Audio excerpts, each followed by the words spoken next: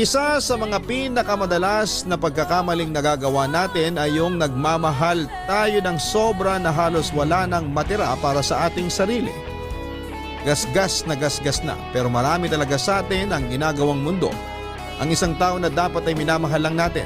Ang pagmamahal ng isang tao ay parang enerhiya na pwedeng maubos. Lalo na kung hindi naman ito nasusuklian ng tama. At lahat tayo ay marunong mapagod kahit gaano pa natin kamahal ang isang tao. Binibigay natin ang lahat sa kanila hanggang sa maramdaman natin na nakakapagod na.